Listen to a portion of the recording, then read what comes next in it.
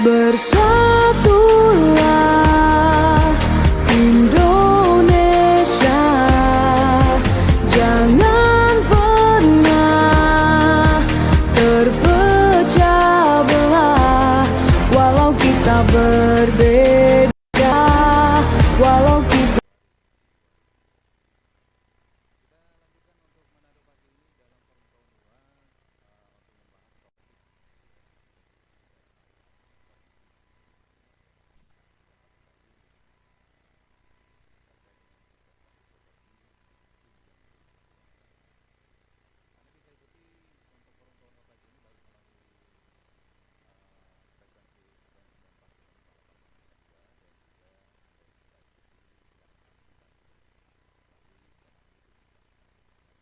Jadi investasi properti itu adalah ketika kita membeli properti dan kita mendapatkan keuntungan atau return dari properti yang kita sudah investasikan. Iya.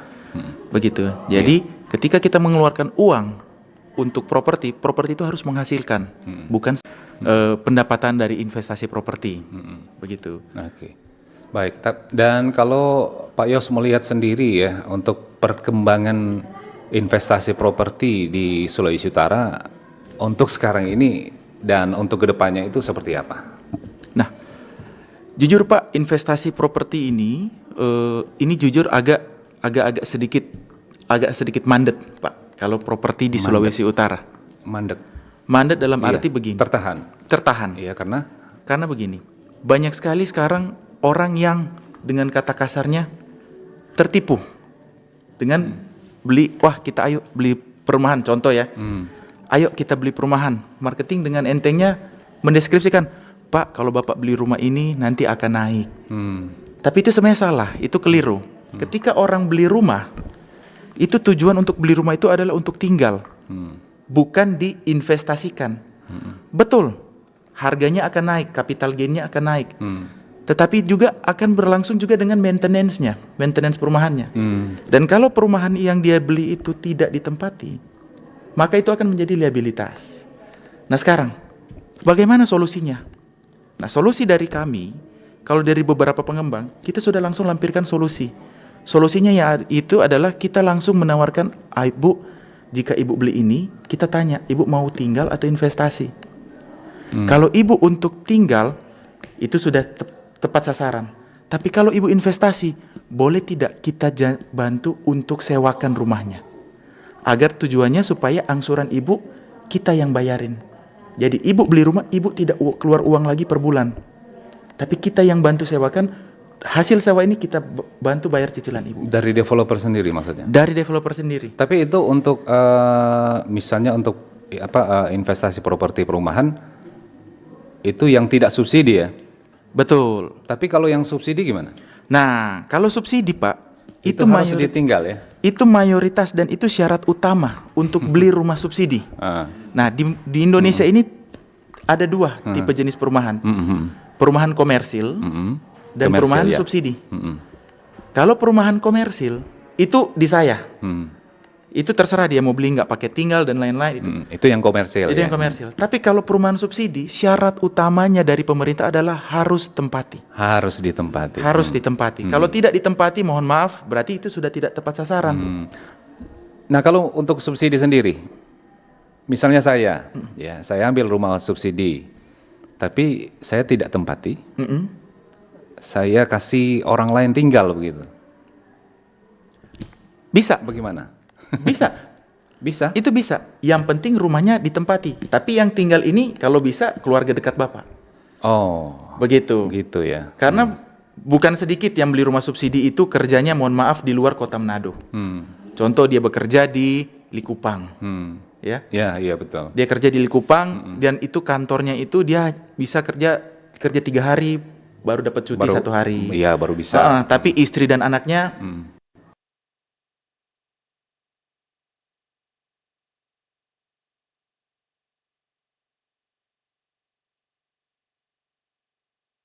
saja di situ. Itu tidak bisa. Tidak bisa. Itu syarat dari pemerintah harus tepat sasaran. Seperti juga yang ada pemerintah yang lagi pemerintah hot-hotkan ini yang untuk 3 juta rumah. Iya, oke. Ya. Itu syarat utamanya adalah untuk konsumen yang tidak pernah memiliki rumah. Jadi first buyer. Untuk yang bantuan pemerintah 3 juta, 3 juta rumah. Untuk konsumen yang tidak pernah punya rumah. Betul. Kalau yang sudah punya rumah kayak seperti saya sudah punya rumah dan ingin mengambil bagian dari situ tidak bisa. Karena pemerintah ini ingin bantuan dari pemerintah tepat sasaran. Begitu. Nah, itu adalah tugas-tugas dari para developer untuk memberikan bantuan pemerintah itu tepat sasaran. Begitu. Oh gitu ya. Jadi itu untuk yang memang belum punya rumah sama sekali. Belum punya rumah. Kalau yang sudah punya rumah pasti ditolak. Nah, untuk ketentuannya itu seperti apa itu? Mekanisme untuk bantuan 3 juta rumah ini uang mukanya berapa begitu atau seperti apa? Oke. Jadi bantuan dari pemerintah itu ini jelas, Pak. Dari Menteri Perumahan. Ya. Menyatakan bahwa yang pertama itu pajak BPHTB-nya dihapuskan. Itu jelas, pajak BPHTB, karena ketika kita beli properti, kita ada pajak pembeli, ada pajak penjual. Kalau rumah baru ada PPN. Ya. Nah, itu dihapuskan, Pak. Pajak BPHTB-nya. Nah, itu sudah sangat luar biasa, itu sudah sangat membantu. Kemudian dari segi uang muka. Uang muka itu biasanya ada, Pak. Uang muka itu selalu ada. Karena pemerintah juga ingin melihat keseriusan dari konsumen ini. Yaitu dengan cara kasih uang muka. Tapi tidak banyak. Uang muka itu apakah disesuaikan dengan pendapatan dari keluarga itu atau memang sudah ditetapkan pemerintah segitu besar misalnya?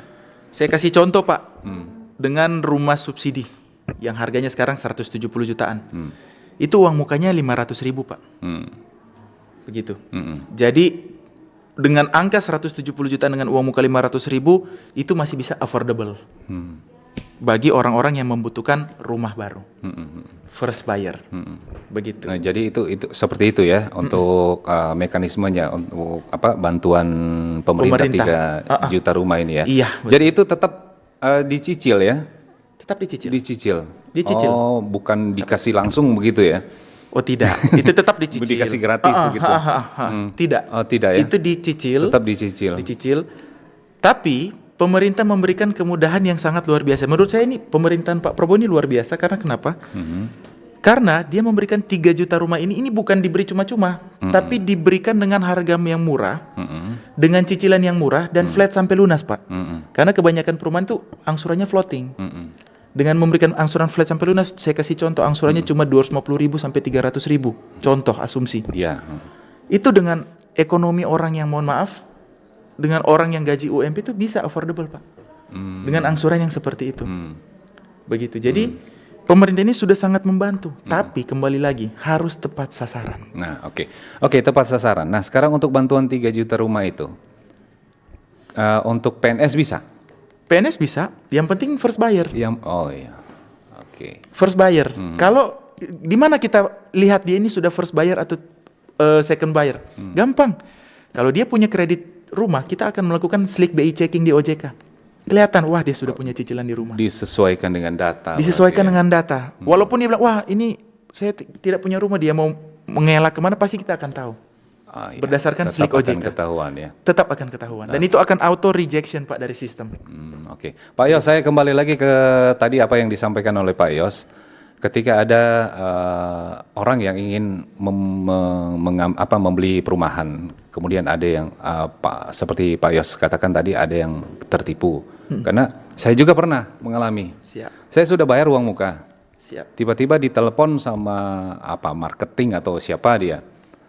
Pak, tolong uang mukanya diambil. Alasannya kenapa, Pak? Untung masih dikasih kembali. Karena biasanya kan ada pasti kebanyakan tidak dikembalikan. Iya, kebanyakan tidak dikembalikan atau mungkin dipotong setengah atau apa. Baik. Ya, rupanya karena apa ya? Ada masalah dengan bank. Itu bagaimana itu? Oke. Pak Yos. Ini yang harusnya generasi muda itu mohon maaf harus aware, sangat aware.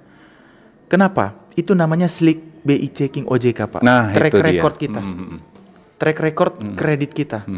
Dengan segala macam, mohon maaf ya Pak, pinjol-pinjol, itu menurut anak-anak muda, wah saya mau dapat 500.000 gampangan nih, saya pinjol aja aplikasi cuma foto, Iya, kasih lampirkan betul, KTP, betul. dapat 500.000. Tetapi mereka tidak punya tanggung jawab untuk mengembalikan 500.000 itu dengan belum bunga. Akhirnya mereka korbankan nama baik mereka, ya, mereka korbankan nama baik mereka dan akhirnya tidak bisa mendapat pinjaman yang lebih besar. Makanya Pak, mohon maaf, ada di Alkitab ditulis nama baik lebih berharga daripada emas dan perak. Oke, luar biasa Pak Yos. Jadi nama baik itu wajib kita jaga Pak. Baik. Jangan cuma gara-gara mohon maaf pinjol 500.000, Akhirnya nama kita baik rusak. kita rusak.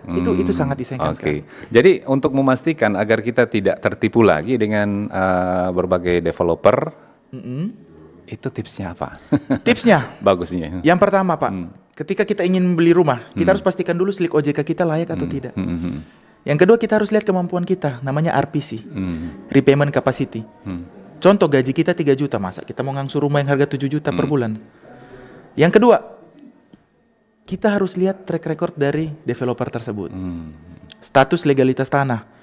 Pak, bulan lalu ada lagi viral, itu di Bekasi, rumah sudah memiliki SHM itu dibongkar kala di pengadilan. Itu karena ya begitulah Pak. Sudah keluar SHM ini, orang sudah tinggal, bahkan sudah ada yang menyicil. Tapi dibongkar kala di pengadilan. Ternyata bermasalah. Orang sudah pegang sertifikat Pak, orang sudah menyicil. Kok bisa ya? Iya, bisa. Bayangkan Bapak Sudah ada sertifikat tapi sudah tinggal, sudah ada sertifikat, bahkan sudah ada yang lunas. Tapi dibongkar. Itu tanggung jawabnya kemana itu kalau seperti itu? Ke pengembang bilang, lah saya ini sudah mengeluarkan sertifikat loh, saya sudah mengikuti aturan. Mau nyalakan ke pemerintah mengikuti aturan. Nah itu yang saya maksud tertipu Pak. Jadi ketika kita ingin membeli properti, pastikan dulu developernya siapa. Ya. Kedua, legalitas tanah. Legalitas tanah itu gampang, kita langsung ke BPN, tanya, Pak saya mau beli properti di sini, mohon konfirmasi tanahnya itu bagaimana. Maka akan dikeluarkan namanya pengecekan sertifikat. Kalau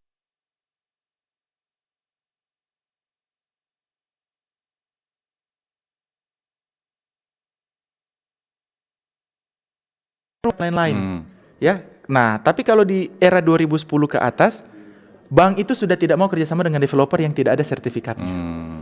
Kalau 2010 ke bawah masih banyak. Iya. Soalnya kemarin kebetulan saya yang mengalaminya, karena perumahan ini menawarkan kepada masyarakat, ya, itu mereka buka semacam pameran di salah satu pusat perbelanjaan yang terbesar di Manado ini. Jadi masyarakat langsung percaya, langsung ambil saja. Betul. Ternyata kita tidak tahu developernya ternyata bermasalah dengan bank. Baik. Nah itu, untung uangnya masih dikembalikan. Gitu. Baik. Nah itulah Pak, perlunya ada edukasi. Jadi ketika kita akan purchase sesuatu, kita harus lihat dulu diri kita dulu. BI checking kita aman tidak? Kalau BI checking kita aman, ketika kita mau mengajukan KPR kita harus lihat legalitas dari developer tersebut. Paling gampang satu Pak, tanya sertifikatnya sudah splitting belum? Jadi nggak apa-apa ya kita langsung bertanya. Itu hak Bapak, ya? hak Bapak. Sertifikat sudah splitting belum? PBB sudah splitting belum? PBG itu pergantian IMB Pak. PBG sudah splitting belum? Kalau 3 komponen ini tidak ada, jangan beli Pak. Jangan beli, jangan sekali-sekali beli. Baik. Begitu. Baik, Pak Yos, semakin menarik untuk pembahasan kita di pagi ini. Tapi kita break dulu sejenak. Baik, Pak. Kita akan kasih kesempatan untuk pendengar nanti yang ingin bertanya langsung terkait dengan investasi properti tunjang kemajuan daerah ya. Di sini ada Pak Yos ya, ada Pak Yosafat Muniaga selaku manajer marketing Distrik M Real Estate. Kita akan kembali untuk Anda. Kanal informasi dan inspirasi Pro 1. Halo RRI. Halo RRI. Iya, halo RRI. Budi semua bisa sampaikan semua keluhan masalah atau informasi melalui SMS, WhatsApp, dan media sosial secara langsung di 0816 16 12 121 setiap hari Senin dan Jumat pukul 10 pagi sampai pukul 11 siang waktu Indonesia Tengah. Suarakan masalah Anda dan temukan solusinya bersama Halo RRI. Halo RRI. RRI Digital. Nikmati kemudahan interaksi, partisipasi, dan kolaborasi dengan RRI Digital. Interaksi, dengar dan saksikan siaran langsung kami, daftarkan akun kamu, dan mulailah berinteraksi di setiap program dan konten kami. Partisipasi, kreasikan konten kamu dengan berita, podcast, vlog, film, musik, dan playlist. Kolaborasi, kami mengajak berbagai komunitas untuk berkembang bersama melalui digital platform. RRI Digital sekarang menghadirkan terobosan baru, workspace platform dan online learning platform dengan fasilitas-fasilitas unggulan, monitor impact dan outcome, meeting online, video conference, dan library. RRI Digital menghadirkan fitur-fitur untuk peningkatan interaksi, partisipasi, kolaborasi, workspace, dan learning. Yuk, segera download RRI Digital. Kanal informasi dan inspirasi Terus satu.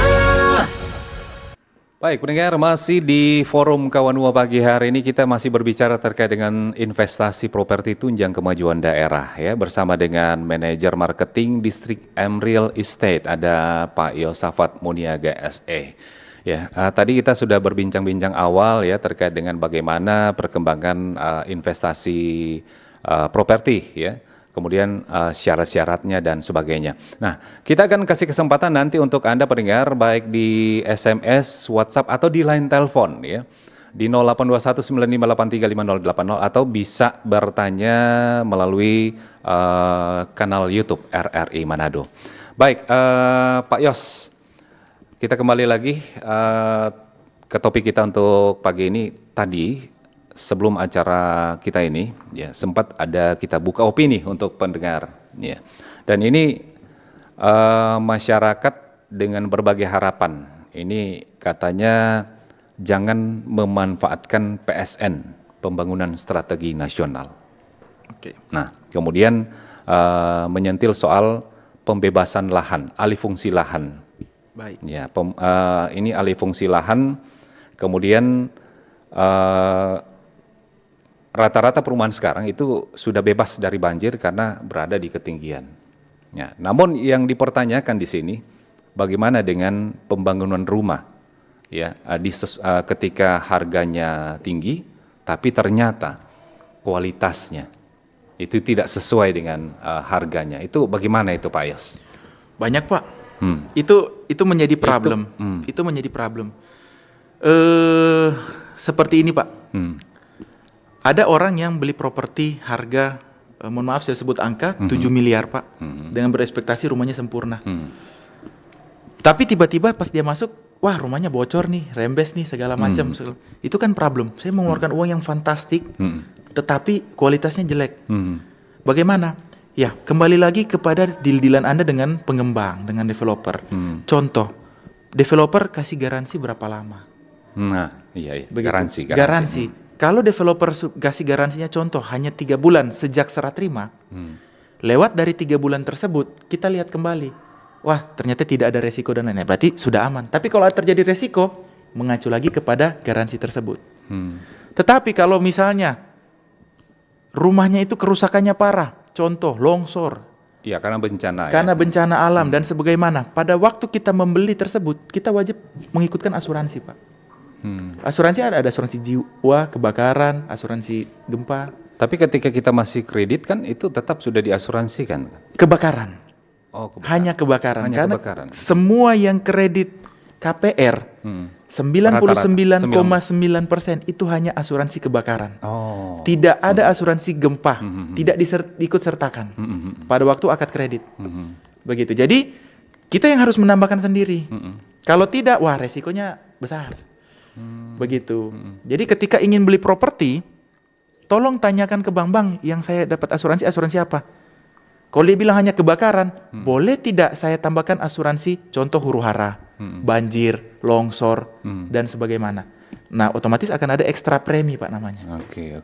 Begitu. Baik, kita ke line telepon di 082195835080 ya. Ada Pak Yosafat di sini. Silakan. Selamat pagi Forum Kawanua. Selamat pagi Forum Kawanua, Bung Mike. Oke, selamat pagi Pak Buts. Ya. Ya. Baik, silakan. Satu nggak siap. Iya, Pak Buts, silakan langsung pagi, dengan pertanyaan. Pak Yos, Iya, Bisa Pak, dengar selamat Pak? pagi. Oh iya. salam Oke. sukses dengan Pak Bus Minut. Baik, Pak. Apa kabar? Menarik Pak, baik. Menarik yang disampaikan tadi tentang bagaimana seluk-beluk developer dengan user ya. Betul, Pak. Ya, saya punya pengalaman. Di desa saya kan banyak pengembang yang membangun rumah-rumah yang subsidi itu. Baik, Pak. Subsidi. Dari pemerintah kan ada memberikan fasilitas untuk masyarakat kecil Baik, bisa disubsidi. betul. Bukan yang komersil ya Pak, ini subsidi. Baik. Oke. Persoalan begini Pak, pengembang ini ketika dia sudah dapat user, dia bangun rumahnya dan para usernya sudah akad semua dan tinggal, tetapi pengembang ini tidak kunjung bangun jalan dan drainase. Ada di beberapa blok itu yang tidak dibangun jalan dan drainasenya. Masalahnya mereka lari ke pemerintah. Kemudian sampai sejauh mana tanggung jawab perbankan ketika mencair nilai rumah yang kurang lebih 180 juta itu, setahu kami kan rumah itu, harga itu sudah dengan drainase dan jalannya. Betul. Ya, betul ya Pak? Betul. Betul. Tetapi kenyataannya developer nggak bangun. Setelah cek pihak perbankannya, maaf Pak, main mata, mungkin bank mana saya bisa sebutkan, main mata sudah dicairkan 100% nilai rumah Betul. ke developernya, ke pengembangnya. Sekarang pengembangnya lari. Sampai sejauh mana tanggung jawab perbankan ketika masyarakat menuntut haknya, di depan rumahnya harus jalan sudah jadi. Entah dia aspal atau paving atau drainasenya seperti apa. Oke, Kami baik. kira itu aja Pak. Oke, baik. Terima kasih. Selamat pagi. Selamat pagi. Baik, selamat pagi Pak Buts yang ada di Matungkes ya. Kami masih berikan kesempatan lagi kalau masih ada penelpon selanjutnya di 082195835080. Ya, kita masih berbicara soal investasi properti tunjang kemajuan daerah ya. Oke, baik. Silakan di line telepon Forum Kawanua, selamat pagi. Kita tampung dua dulu Pak ya. Ya, Tabia, selamat pagi Pak Heri. Michael dengan Heri. Oke, baik. Pak Heri langsung saja dengan pertanyaannya. Selamat pagi Pak Yosafat. Pagi, Pak. Salam sehat. Salam Semoga sehat. sukses. Tapi Bapak di bagian komersil ya? Iya, Pak, betul. Saya di perumahan iya. komersil. Komersil beda lagi kan? Iya. Jadi pertanyaannya pasti arahnya ke bagian komersil. Iya. Namun tidak mengapa juga target-target pemerintah. Jadi ada juga pertanyaan Pak. Ada kan dengan proyek pembangunan strategi nasional. Ada yang berpayung dari situ kan. Baik. Sehingga untuk memanfaatkan lahan, mereka membabi buta. Karena ada undang-undang PSN, Baik. proyek strategi nasional. Itu jangan, mudah-mudahan kontrol harus ada sosialisasi penyampaian ke masyarakat. Ya. Baik. Nah, untuk Pak Yos kembali sebagai komersil, ini Pak, kalau pembangunan perumahan-perumahan semakin meluas atau Betul. secara horizontal, orang lama-lama akan kelaparan. Baik. Karena akan alih fungsi tempat pertanian jadi Betul. lahan pemukiman, Betul. perumahan. Betul. Itu orang mau mengarah-mengarah ke sana.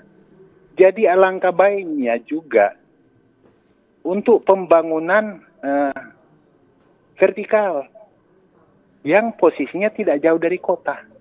Betul. Itu yang sebenarnya yang paling pokok, yang paling menarik. Sebab walaupun ada pembangunan, tapi ya lumayan jauh dari pusat kota tempat mereka mencari nafkah. Mereka berpikir. Oke. Apalagi saya contoh Pak, itu pembangunan relokasi banjir yang ada di Pandu sana. Betul. Waduh, dan bilang, Syukur Sadiki mau baku bicara dengan Tuhan Yesus. So lihat. Oke. Baik. Ya, Pak Heri, halo. Halo. Iya. Halo. Oke. Silakan. Iya. Semakin singkat lagi, Pak Heri. Jadi di pinggiran, Pak, yang pembangunan tingkat dan betul-betul dikontrol. Itu sesuai dengan bestek pembangunan. Termasuk sekarang untuk pembangunan tahan gempa juga kan. Betul. Banyak pembangunan sekarang di ujung Dongse keluar tuh besi, misalnya besi 16 atau besi 20, 24. Iya. Padahal di dalam cuma besi 12 tuh. Oke. Atau 16. Baik. Itu contoh. Iya. Jadi harus ada kontrol, ada pengawasan. Baik, Pak Heri. Termasuk Pak, kalau yang ada banyak sekarang itu banyak bermasalah dengan air. Betul. Fasilitas Bagaimana air. para pengembang untuk menyiapkan air? Karena juga di situ dia mau tinggal masih setengah mati air, Baik. lampu belum masuk. Hmm. Ini yang perlu harus dilihat secara keseluruhan. Betul. Baik. Semoga sukses dan Oke. lebih bermanfaat. Baik, Terima Pak kasih. Heri. Selamat. Oke. Terima kasih Pak Heri yang ada di Tateli ya. Untuk 2 penelpon dulu Pak Baik. Yos ya, kita kasih kesempatan. Mungkin kita langsung ke pertanyaan dulu. Ini dari Pak Buts di Matungkas, ini soal rumah subsidi. Bakti. Ya, kemudian bagaimana pengembang sementara fasilitas tidak ada, ya. Tanggung jawab perbankan sejauh mana kira-kira kalau soal fasilitas tidak sesuai dengan pembangunannya, ya bagaimana Pak Yos? Jadi gini Pak, ini saya kasih perumpamaan ya. Pertama tadi Pak Bud sampaikan kan, apakah perbankan, tanggung jawab perbankannya apa? Tanggung jawab perbankannya itu ya kalau memang tidak sesuai mereka kan putus PKS. Mereka kan cut kerjasama mereka dengan developer tersebut. Ya. Tetapi kalau sudah terjual bagaimana? Saya kasih perumpamaan seperti ini. Anggap Bapak bank, saya developer, Pak Buts pembeli. Ya. Pak Buts mau beli rumah di saya. Pinjam uang kepada Bapak. Iya. Iya kan? Terus saya nggak bangun rumahnya. Bapak pasti marah dong. Iya. Wah, ini gimana nih? Nggak dibangun nih rumahnya, Bapak nggak mengangsur dong dan sebagaimana. Tapi itu sebenarnya salah karena nama Bapak bayar bagaimanapun Bapak melakukan akad kredit itu di bank. Ya, DP istilah begini, ngana pinjam doi pak kita mau beli cookies pisang, ngana mau beli cookies pisang pak dia, nggak pinjam doi pak kita. DP cookies pisangnya enak masa nggak bayar pak kita, langsung makan di cookies pisang. Jadi dalam hal ini developer tidak disalahkan. Developer pasti disalahkan, tapi pelaporannya di mana? Yang pertama di Dinas PUPR, Pekerjaan Umum Perumahan Rakyat. Harus ke situ, lapor ke mereka bahwa wah, developer ini sudah tidak melakukan tugas dan tanggung jawabnya. Kalau sudah tidak ada respon dari mana, langsung somasi. Somasi ke Polda. Begitu, bilang bahwa ini tidak sesuai. Tidak begitu. sesuai, ya. Tapi perbankan, Pak, di sini ini adalah pihak ketiga. Nah, untuk tanggung jawabnya. Perbankan ini adalah tugasnya memberikan uang, bukan untuk memarah-marah developer. Jadi saya bukan membela perbankan, Iya. tapi memang kesal Pak, karena kenapa? Kita sudah mengeluarkan uang di bank, ya, kita sudah mengeluarkan uang di bank, kita bayar per bulan. Dan yang paling enak adalah kita tidak bayar sebenarnya salah. Perbankan di sini adalah sebenarnya korban juga, begitu. Jadi Ya. dalam hal ini perbankan itu lepas dari tanggung jawab atau seperti apa? Iya benar, mereka kerjasama. Mereka kerjasamanya itu adalah produknya, produknya adalah rumahnya. Makanya perbankan sekarang dengan ada komplain-komplain seperti ini, mereka lebih ketat lagi.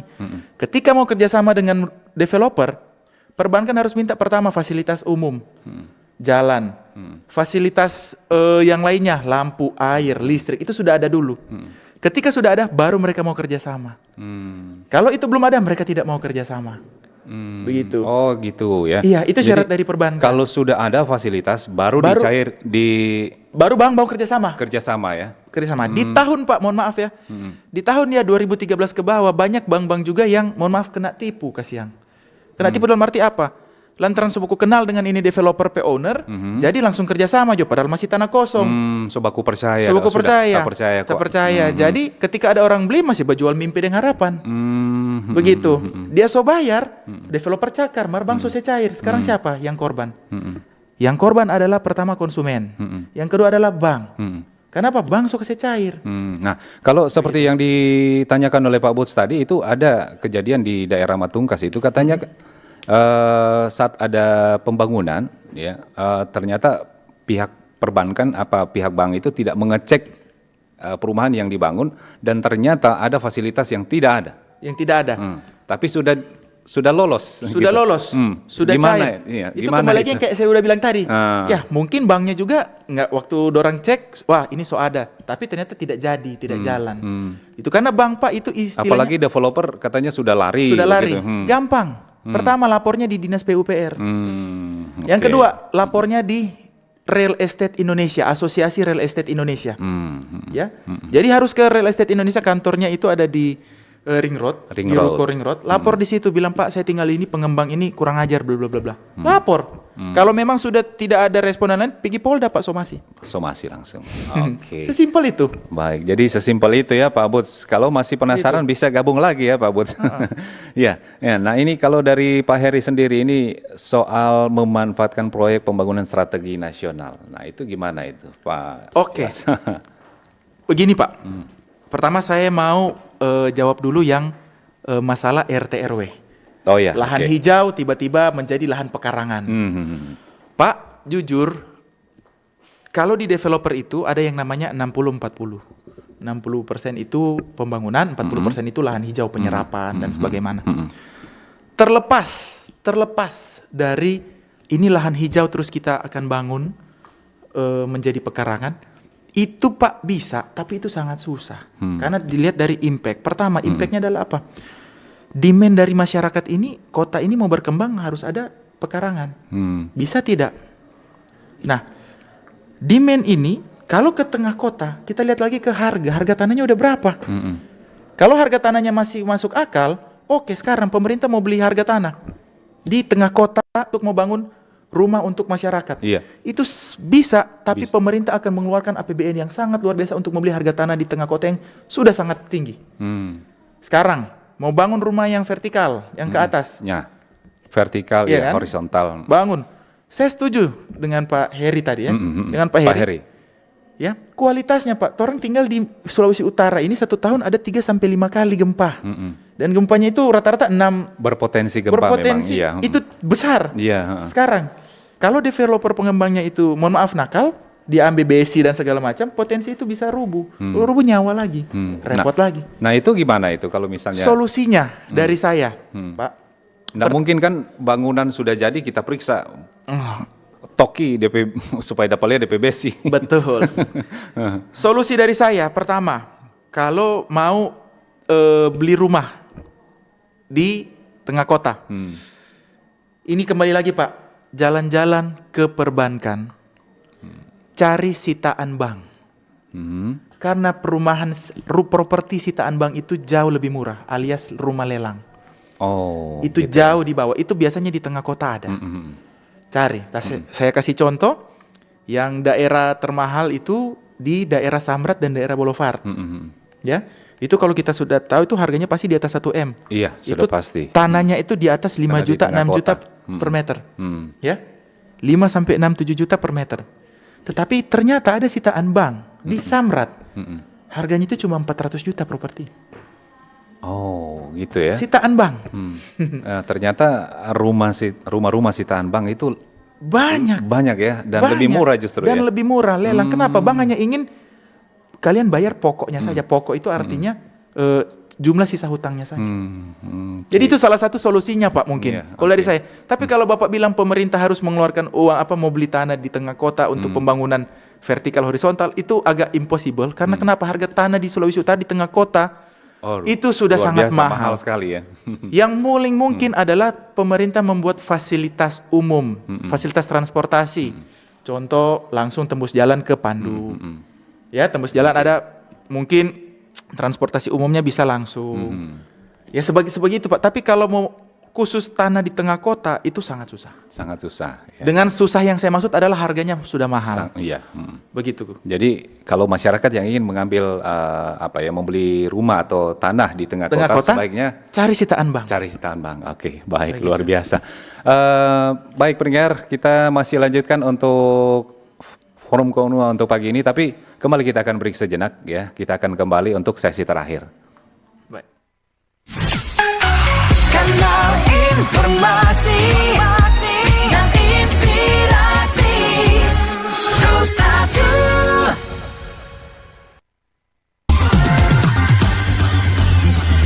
92,1 Pro 2 untuk teman terbaik kamu. Kita bacain dulu postingan teman Pro 2. Kali ini ada Mariana yang katanya pengen titip salam buat Mbak Nur yang lagi di Paris. Semangat berjuang ya. Wah, kalau gitu aku puterin lagu spesial buat kamu yang lagi berjuang tapi belum pernah diperjuangkan ya. Oui, allô, excusez-moi. Je suis dehors. Ada Mariana yang katanya pengen titip salam buat Mbak Nur yang lagi di Paris. Semangat berjuang ya. Wah, Mar, aku krungu lo salamu. Matur nuwun lo, tombo kangen. Tak kirimi salam balik neng TikTok ya. Samo-samo.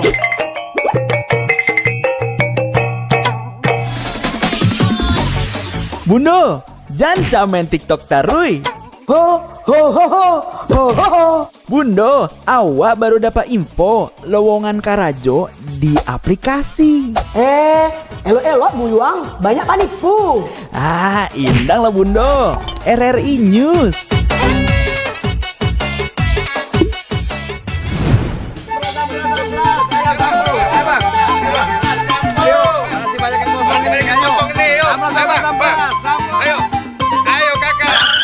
Nyanyi lagu apa kita, Pace? RRI digital saja toh.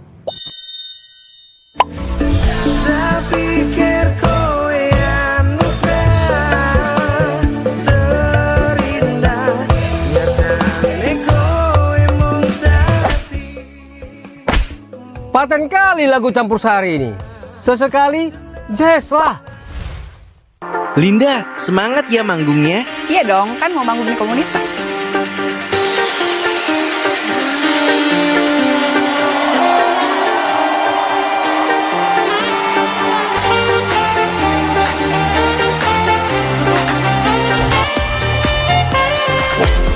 RRI ada di berbagai platform. Sekarang banyak cara menikmati RRI. Kamu yang mana? Kanal informasi dan inspirasi Terus satu. Baik, pendengar masih di Forum Kawanua. Untuk pagi ini kita masuk di sesi terakhir ya. Jadi Anda bisa saksikan langsung baik melalui live YouTube RRI Manado ataupun Anda bisa mendengarkan melalui FM 94,5, 88,2. Dan untuk selanjutnya kita akan berikan kesempatan ya beberapa pertanyaan melalui SMS dan WhatsApp ya. Masih terkait dengan topik kita untuk pagi ini, investasi properti tunjang kemajuan daerah ya. Jadi kita kasih kesempatan kalau ada pertanyaan di SMS ataupun WhatsApp ya bersama dengan narasumber kita untuk pagi hari ini dari Manajer Marketing Distrik M Real Estate ya, ada Pak Yosafat Muniaga SE. Oke, kita ke SMS dulu untuk pertanyaannya. Iya, oke. Baik, dari SMS. Iya. Oh ya. Oke, kita kasih kesempatan untuk penelpon ya, penelpon terakhir ya untuk pagi ini. Ya, silakan. Selamat pagi. Forum Kawanua. Selamat pagi. Selamat pagi Forum Kawanua. Iya. Selamat pagi Pak Baik. Yosafat ya. Selamat Iya. pagi. Bung Cliff, langsung saja Ya, dari yang klip singkat. saya mau bertanya begini Pak. Saya tertarik dengan komersil sama subsidi ya. Baik, Pak. Mm-mm. Jadi pertanyaan saya, apa perbedaan properti atau rumah atau perumahan begitu, komersil sama subsidi? Apakah Baik. harga, kualitas, dan lain-lain sebagainya? Apakah resikonya mana yang lebih tinggi, lebih rendah? Tolong Bapak jawab, karena kami juga baru tahu rumah komersil dan rumah subsidi. Mungkin rumah subsidi kan itu ada bantuan dari pemerintah. Betul. Jadi mungkin ada perbedaan yang boleh disampaikan supaya kami Baik. lebih paham dan Pertanyaannya bagus, lebih Pak. Baik. tetap cara pembelian begitu tetap berhati-hati karena resikonya kan pasti besar. Itu Betul. saja, terima kasih. Itu. Selamat Oke, baik. pagi. Sangat singkat sekali ya. Berarti kita langsung saja ya dengan Oke, jawabannya. pertanyaannya bagus Pak. Perbedaannya itu gampang. Perumahan subsidi dan perumahan komersil. Perumahan subsidi itu orang yang membeli itu adalah orang yang gajinya di bawah 5 juta. Pendapatannya di bawah 5 juta. Kalau di atas yang 5 subsidi. yang subsidi. Kalau sudah di atas 5 juta rupiah, itu sudah tidak akan bisa di ACC. Kenapa? Karena perumahan subsidi ini adalah bantuan bagi orang yang tidak mampu, yang ingin mempunyai rumah. Iya, betul. Yang tidak mampu itu bukan berarti orang susah, tidak. Tapi yang pendapatannya itu di bawah 5 juta rupiah. Itu satu. Yang kedua, dari segi angsuran. Perumahan komersil dimanapun itu di muka bumi Indonesia ini, perumahan komersil itu angsurnya floating. Floating artinya contoh 3 tahun pertama dia bunganya 4,75, angsuran 3 juta. Tahun keempat itu angsurnya akan jadi naik 7 juta, 8 juta, karena sudah floating. Kalau rumah subsidi itu dari akad sampai lunas angsurannya flat, tidak ada kenaikan. Jadi itu perbedaannya. Yang ketiga dari segi kualitas, ya dari segi kualitas Kementerian PUPR ya itu sudah memberikan standar. Jadi biar rumah subsidi bukan semerta-merta kualitasnya jelek, tidak. Mempunyai standar dari pemerintah, luas tanahnya dan luas bangunannya. Jika tidak sesuai standar, jangan dibeli, Pak. Sesimpel itu. Oke. Begitu. Baik, jadi seperti itu ya, Bung Cliff. Sudah jelas ya. Karena waktu kita sangat singkat, kita langsung saja ke pertanyaan melalui WhatsApp ya, Pak Yos. Ini dari Ronald di Binangun dulu, ada perumahan di seputaran Pacuan Kuda Perkamil, bermasalah atau bersengketa. Bagaimana mencari rumah yang aman dari hal-hal tersebut? Oke. Gampang. Oke. Pertama, cari tahu legalitasnya di BPN. Contoh kita mencari rumah di lokasi A. Kita ke BPN tanya, saya mau beli properti di sini, ini sertifikatnya sudah splitting belum? Oh, supaya jelas. Supaya jelas, itu dari sisi legalitas. Kedua, kalau mau beli rumah di pengembang, harus pergi ke Asosiasi Real Estate Indonesia. Ya, cari tahu ini developer aman, sudah terdaftar di Asosiasi Real Estate Indonesia belum? Kalau sudah terdaftar, berarti perumahan ini aman. Ya. Baru yang ketiga, cari lihat fisiknya. Fisik dari rumah tersebut. Habis legalitas, fisik. Legalitas aman, fisiknya aman, tanda tanya lah. Untung bayar-bayar kok ada DP fisik. Kecuali untuk fisiknya mau dibangun ulang, dibongkar terus dibangun kembali. Rata-rata Pak kalau beli di developer itu sudah pasti dibangun, tidak ada yang renovasi kecuali secondary. Nah sekarang kalau dia mau beli rumah kita mau beli rumah nih, terus lokasinya itu tidak aman. Jangan dibeli. Lokasi tidak aman, lihat di mana? Lihat aja di BPN. Jadi harus sering-sering ke BPN. Oke, jadi biar jelas, semuanya tanya ke BPN. Tanya ke BPN. Soal dampaknya, legalitas tanah. Legalitasnya. Oke, baik. Begitu. Kita ke pertanyaan selanjutnya lagi, kalau mau beli rumah di Distrik M, Jalan SBY, apakah kami bisa merenovasi secara bebas, misalnya dijadikan bertingkat-tingkat? Gimana itu, Pak? Jawabannya bisa kalau cash keras. Kalau KPR tidak bisa. Kenapa? Karena ketika beli rumah, ya, menggunakan KPR, Anda itu ada namanya PBG. Dulu IMB, Pak, izin mendirikan bangunan. Sekarang PBG, persetujuan bangunan gedung. PBG-nya itu dikeluarkan oleh pemerintah, yaitu 1 tingkat. Contoh. Ketika Anda bangun 2 tingkat dan pemerintah datang, apa ini 2 tingkat? Sudah menyalahi aturan. Tapi kan kalau Solunas ini rumah KPR, iya. Itu yang KPR. Karena PBG-nya asli kan ditahan oleh bank kalau cicil. Iya kan? Tapi yang kemudian yang kedua, asuransi kebakaran. Asuransi kebakaran dihitung dari nilai bangunan. Nilai bangunannya contoh 1 tingkat. Anda renovasi 2 tingkat. Dalam tanda kutip masih nyicil nih, udah renovasi 2 tingkat. Dan terjadi resiko kebakaran. Perusahaan asuransi akan sangat pusing. Mau menilai, lah ini rumah 2 tingkat, kaget data bakar yang pada lantai 2, lantai 1 yang orang dah asuransikan. Iya, rumah 1 tingkat kok sejadi 2 tingkat. Itu pasti tidak akan diganti. Kalaupun diganti akan berbelit-belit. Tapi kalau pertanyaan Bapak, apakah bisa direnovasi? Jawabannya bisa.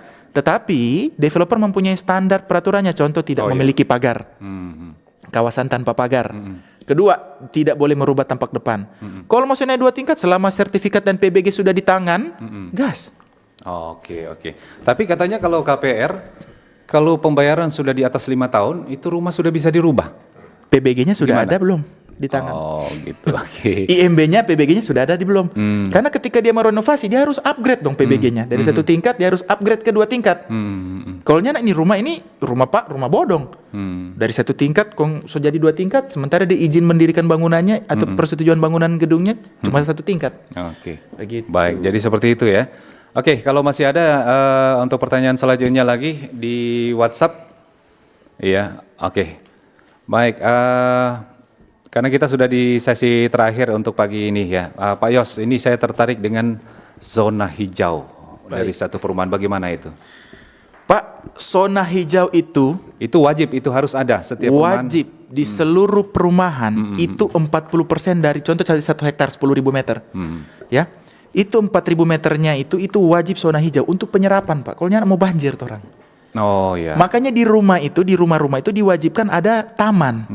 Tujuannya apa semua? Supaya semua pembuangan tidak masuk semua di drainase, tapi masuk di taman dan terhisap di tanah. Begitu. Kenapa? Suatu kawasan yang baik itu adalah suatu kawasan yang mempunyai lingkungan hijaunya itu yang besar. Bahkan kalau di Jakarta lebih sadis, Pak, sekarang. RT RW-nya itu, mohon maaf ya, 60-40-nya terbalik. 60%-nya itu lingkungan ruang hijau, 40%-nya baru bisa dibangun. Oh, gitu ya. Kenapa? Kalau tidak, Pak, kasihan kita punya bumi ini lama-lama jadi hancur. Sudah dibangun bangunan semua, tidak bisa. Oke. Itu wajib. Saya sangat mendukung itu. Begitu. Kenapa? Karena ini bumi ini kalau tidak ada penyerapan, yang pertama akan jadi banjir. Ketika sudah banjir, ini got-got sudah tertutup semua, itu akan sangat membahayakan properti, membahayakan jiwa. Bencana alam lebih gampang terjadi, Pak. Jadi itu wajib. Sekarang, boleh tidak lahan hijau kita ubah menjadi lahan pekarangan? Jawabannya itu wajib dikonsultasikan di Dinas Lingkungan Hidup dan di RT RW. Ya, di Dinas Satu Pintu kalau sekarang namanya. Wajib konsultasi dengan mereka. Kalau mereka tidak bisa bilang, oh ini tidak bisa, karena mungkin ada hutan lindung dan lain-lain, jangan coba-coba paksa. Oke. Tapi bagaimana dengan izin AMDAL? Nah, karena ini pernah ada kejadian, bahkan mungkin beberapa tahun ini sudah tidak lagi ya terlihat dampaknya. Itu di seputaran Malendeng, itu dampak dari perumahan yang dibangun di daerah Malendeng ternyata memberikan dampak AMDAL yang mungkin tidak ada izin AMDAL atau seperti apa, akhirnya menyebabkan masyarakat itu mengalami banjir. Oke. Nah, itu gimana itu pendengarannya, Pak Yos? Yang pertama, izin lingkungan hidup ada 3, Pak. Yang pertama SPPL, yang kedua UKL UPL, yang ketiga AMDAL. Perumahan itu mostly itu masuk di UKL UPL, bukan AMDAL. Rumah sakit AMDAL, yes. Kalau perumahan itu mungkin perumahan di atas 10 hektar baru AMDAL. Tapi rata-rata perumahan kalau di bawah 10 hektar itu baru UKL UPL. Sekarang dampak lingkungan hidupnya. Developer wajib bertanggung jawab atas dampak lingkungan yang terjadi karena pembangunan dari proyek tersebut. Contoh kalau di daerah Malendeng membuatkan warga sekitar kena banjir, developer wajib membangun drainasenya. Kalau tidak gampang, somasi, tidak bisa ada penjualan lagi, bank bisa putus PKS semuanya. Tidak ada seller, tidak ada penjualan lagi. Begitu. Kalau tidak, kasihan. Begitu. Jadi harus itu makanya perizinan di Indonesia ini dibuat itu untuk Pak melindungi. Ya, untuk melindungi masyarakat. Jadi jangan coba-coba langgar. Ini apa itu contoh bangunan rumah di samping sungai itu ada syaratnya, mesti 12 sampai 15 meter dari bibir sungai. Betul. Begitu. Oke. Iya, oke. Jadi seperti itu ya. Jadi kalau ketika ada pembangunan satu perumahan terus memberikan dampak lingkungan untuk masyarakat, misalnya banjir, ya developer harus bertanggung jawab. Harus bertanggung jawab. Oke. Baik, kita sudah ada di sesi-sesi terakhir ini. Nah, untuk investasi properti sendiri itu yang paling potensial di Sulawesi itu bagaimana prospeknya untuk masa depan, untuk kedepannya? Prospeknya itu saya optimis Pak, baik. Kenapa? Karena dengan adanya gubernur yang baru, Pak YSK ini, Pak YSK ini salah satu fokusnya itu di tourism, ya. Jadi dampak dari tourism ini Pak, ya, akan menimbulkan yang kayak sebelum COVID banyak turis dari Tiongkok yang datang, ya. Nah, pasti banyak hotel-hotel lagi yang akan hidup, begitu. Banyak kos-kosan yang akan full. Banyak rumah-rumah kontrakan yang akan full. Dan juga mohon maaf pekerja tambang di Maluku sana kan sudah banyak. Di daerah Weda sana. Itu kebanyakan juga orang luar. Mereka akan cari rental properti di sini. Jadi itu akan sangat menarik. Tapi kembali lagi, kita harus realistis dengan keadaan sekarang. Ya. Jadi kalau keadaan sekarang itu lagi sulit, ekonomi kita tidak berputar bagus, Jangan orang beli properti yang untuk investasi besar pasak daripada tiang. Jangan, orang harus lihat kebutuhan. Oke. Begitu. Baik Pak Yos, yang namanya satu pembangunan itu tidak lepas dari tantangan ya. Nah, kalau untuk investasi properti sendiri di Sulawesi Utara khususnya, betul. Itu apa saja tantangan yang sering dihadapi ini? Yang sering dihadapi, kalau dari kacamata pengembang, Pak. Dari kacamata pengembang adalah yang pertama itu dampak lingkungan hidup. Itu ketika kita akan membangun suatu kawasan, kita perhatikan baik-baik tuh lingkungan hidup. Dan mohon maaf, paling banyak pengembang itu tidak pusing. Yang penting izin keluar gas, tapi yang paling utama itu lingkungan hidup. Itu satu. Satu ya. Ya. Yang kedua, Pak, legalitas. Perizinan ini dibuat untuk melindungi. Ya. Jadi ketika legalitas itu diberikan, berarti itu sudah ada kajian yang sangat luar biasa dari pemerintah untuk mendapatkan izin membangun suatu kawasan. Yang ketiga, Pak, bahan bangunan. Dengan adanya ini kualitas bahan bangunan dengan materialnya. Mohon maaf, ini material lebih naik. Itu salah satu yang membuat properti harganya naik. Ya, semen sekarang harganya sudah berapa? Dulu satu sak hanya 50 ribuan, sekarang sudah berapa? Kenaikannya berapa persen? Besi aja Pak sekarang. Dan itu dilihat dari kenaikan PPN. Kalau kenaikan PPN dulu PPN 10%, sekarang 11%, itu baku ikut terus. Ya, itu salah satu yang membuat komponen harga di properti itu naik. Tetapi ya kita harus lihat juga dengan pendapatan income per kapita kita. Ya. Kalau pendapatan income per kapita kita naik ya, berarti wajar. Begitu. Oke. Nah, dari semua yang disampaikan Pak Yos tadi itu, kalau misalnya dilanggar itu bagaimana itu Pak Yos? Kalau dilanggar, yang pertama, poin 1, lingkungan hidup yang seperti tadi Pak yang Bapak sampaikan, banjir. Ya. Yang kedua, perizinannya pasti itu akan dipertanyakan, kenapa dikeluarkan izin. Ya dong? Iya. Lu udah bangun, udah ada izin, tapi ternyata ini melanggar. Akan dipertanyakan. Ya. Dan yang ketiga, otomatis ketika harga naik, daya beli juga itu turun, Pak. Nah, kita itu sebagai pengembang harus putar otak bagaimana mengikuti market sekarang. Begitu. Oke, baik. Ya. Baik, dan yang paling terakhir ini soal investasi properti ini, bagaimana bisa dikatakan dapat dapat berperan untuk pertumbuhan ekonomi di Sulawesi Utara khususnya? Oke. Investasi itu Pak, kembali lagi, dampaknya untuk pemerintah bagi investasi itu sebenarnya ada di pajak ya Pak, jujur, pajak daerah. Pajak daerah itu yaitu BPHTB, kalau per tahun kita bayar PBB. Ada alasan tertentu kenapa PBB itu naik, ya, karena supaya NJOP tanah kita itu juga naik harganya, ya. Nah, dampaknya adalah kalau kita itu misalnya beli properti dihapuskan pajak, ya, BPHTB-nya dihapuskan, itu daya beli akan naik. Diharapkan oleh pemerintah seperti itu, daya beli naik. Wah, saya beli properti tidak bayar pajak nih, kapan lagi? Ya, jadi itu akan naik. Itu yang diharapkan oleh pemerintah. Nah, tetapi on the other hand, pemerintah tidak mendapatkan pemasukan dari pajak.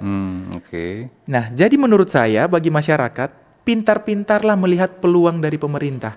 Kalau pemerintah lagi menghapuskan pajak, BPHTB, PPN, itu silakan Anda beli belanja properti. Ya.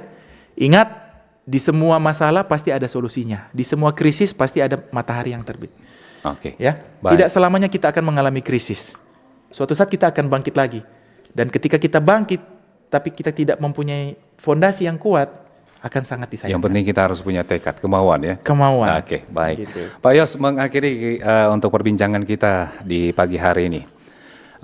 Mungkin sebagai closing statement juga ini, atau sebagai himbauan juga khususnya bagi kaum milenial, ya, kaum muda, bagaimana mereka jangan hanya memperhatikan tren saja. Betul. Gitu ya, tapi bagaimana mereka untuk bisa berpikir ke depannya bisa memiliki rumah, properti. Ya, silakan Pak Yos. Oke, yang pertama itu kita harus melihat kembali lagi, jangan besar pasak daripada tiang. Konsumtif torang itu ubahlah mindset, lebih baik kalah nasi daripada kalah aksi, itu ubah. Itu salah sekali itu. Ya, lebih baik Anda terlihat miskin tapi deposito Anda puluhan miliar di rekening bank daripada Anda bawa mobil mewah, ya, tetapi Anda penuh dengan hutang. Jangan seperti itu ya, jangan ya Dek ya. Begitu. Anda harus memiliki yang namanya itu mentalitas investor. Ya. Mohon maaf Pak, saya baru usia 28 tahun. Ya. Tapi properti yang saya laporkan di pajak SPT tahunan 2024 itu ada 12 properti yang aktif. Oh, luar biasa. 28 tahun dengan 12 properti. Baik. Itu bukan untuk menyombongkan diri. Tetapi itu adalah motivasi saya. Bayangkan kalau properti ini bisa menghasilkan contoh 1 juta rupiah saja per bulan. Berarti tiap bulan saya ada 12 juta. 12 juta. Diam-diam itu, Pak. Ya. Oke. Itu saya motivasi anak-anak yang muda itu jangan pinjol. Stop pinjol. Ya, jangan judi slot. Jauhkanlah itu. Jangan pinjol. Sebisa mungkin hidup hemat. Hidup hemat. Kalau gaji Anda UMP ya 3 juta, pengeluaran Anda itu hanya 10% saja. Makan itu hanya 10%. Itu tinggal masih dengan orang tua. Iya. Begitu. Baik. Oke. Gitu. Baik Pak Yos, terima kasih untuk waktunya bersama RRI di pagi hari ini, sudah berbincang-bincang banyak soal investasi dan juga sekaligus bisa memberikan harapan, motivasi untuk para generasi muda ya ke depan. Stop pinjol. Stop pinjol. Mari kita berinvestasi ya. Betul Pak. Oke. Terima kasih sekali lagi untuk Pak Yosafat Moniaga SE selaku Manajer Marketing Distrik M Real Estate. Terima kasih juga untuk pendengar yang sudah memberikan respon baik melalui line telepon, SMS dan juga WhatsApp. Ya mohon maaf ya kalaupun ada respon yang belum bisa kami tanggapi karena waktu yang begitu singkat ya. Oke, sekali lagi terima kasih Pak Yos untuk waktunya. Terima kasih Sukses Pak. Ya untuk kedepannya. Sukses juga buat RRI. Baik, dengan demikian berakhir sudah untuk Forum Kaum Nuah kita untuk pagi hari ini. Terima kasih, saya Michael yang bertugas. RRI terus mengudara untuk Indonesia. Selamat pagi. Selamat pagi. Bersatulah Indonesia, jangan pernah terpecah belah. Walau kita berbeda, walau kita tak sama, Radio Republik Indonesia